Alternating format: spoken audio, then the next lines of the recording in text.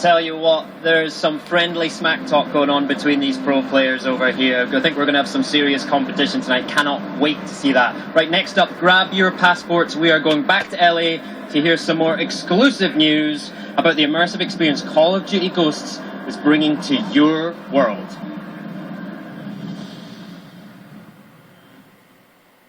Mark, we're at the beginning of a new generation. We're almost there. It's got to be really exciting for you guys. You've got this great franchise, and you're starting to really unlock the potential of some of the new hardware. Tell us what it means for Call of Duty.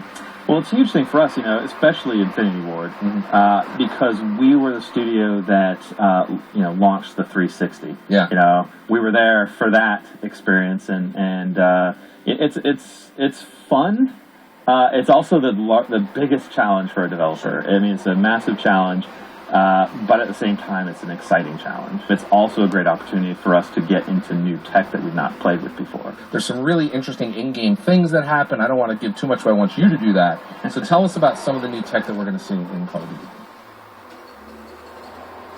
Well, the tech actually, covers a broad area. It's the obvious, which is graphics. A lot of it geared around tessellation, for instance. What does that mean? So tessellation is basically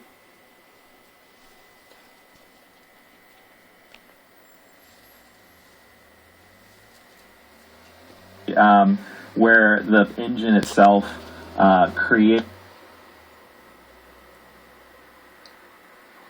geometry where the artist did put it. Okay. So the artist, creates a sphere, let's say, that has made of 20 polygons. The tessellation part of the engine will basically go in and create thousands of polygons to make it a perfectly smooth sphere, instead of a blocky sphere. It allows us to create assets faster, but expand on what they look like in game, like we've never seen before. Especially when you're looking at terrain and you're looking at like a rocky area, whether it's a dirt road or a side of a cliff. You really see all the geometry. It's not just like a flat plane with some bump maps. It's really heavy geometry, and it really immerses you into the level like we've never seen before. Yeah, I mean, certainly people can look at a screenshot and say, "Wow, that's really high res. It's new and different." But one of the other areas that I'm excited about is audio. Yeah, some really cool audio stuff you guys are doing. Tell me about that. One of the biggest noticeable ones is the way our reverb system works. So we use a true ADSR system. If you've played any of our games and you're firing a weapon, you just say you fire a single shot weapon. And you hear the bullet reverb through the space when you're outside. And when you go inside, it's short and clipped. Now what we're doing is the engine is modeling the environment you're in real time and determining what the reverb will be. It really alters all the way from full tail in the middle of a field in the middle of nowhere to I'm in a small box. And it'll go anywhere in between that. Another cool aspect of that is the shape of the room you're in will help determine the sound, and the materials of the room, the area, the space, whatever, will also determine the sound. So, for instance, if I'm in a stone-walled room, I'll get very sharp sound. Sure. If I'm in a metal-lined room or a container, I'll get a very tingy sound.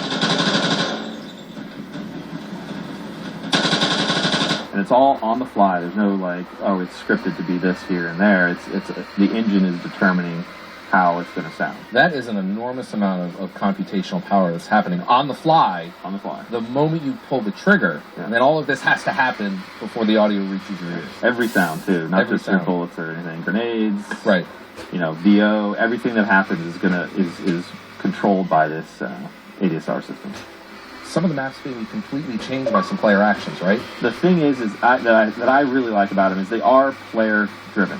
A lot of them. And then there's a lot of variety behind all these different kind of events that can happen. And we'll see everything from, small, breaching containers to larger scale stuff like on Strike Zone where you actually change the map in its entirety. The whole map. For the rest of the match. For the rest of the match. It's basically what happens is the player, we've introduced a new feature for in-game called in-game challenges. Right. And basically, they're small, bite-sized challenges that you'll get from these packs that appear in the world that after you kill somebody. So you kill a player and there's an intel drop that happens. You pick that up, you get a challenge, an in-game challenge. If you complete that challenge before you die, you'll get a care package.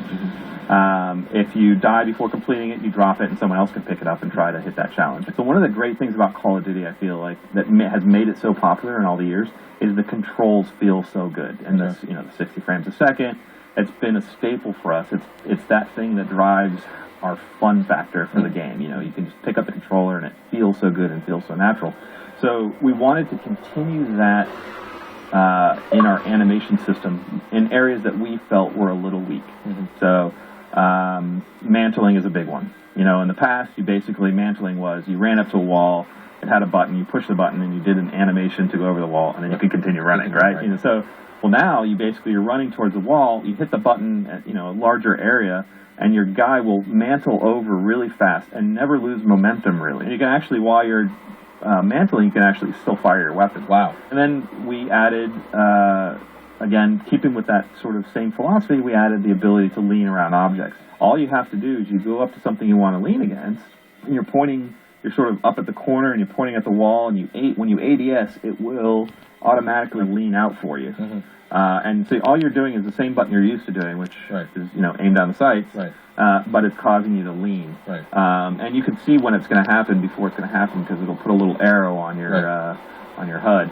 And it feels natural. So you can actually do it and then come out of it right back out instantly by just letting go of ADS and get back into cover. So it feels good and it feels natural. Lots of great stuff, lots of visual enhancements, audio enhancements, player enhancements, map enhancements, all sorts of great stuff. Thanks, Mark. Thank you.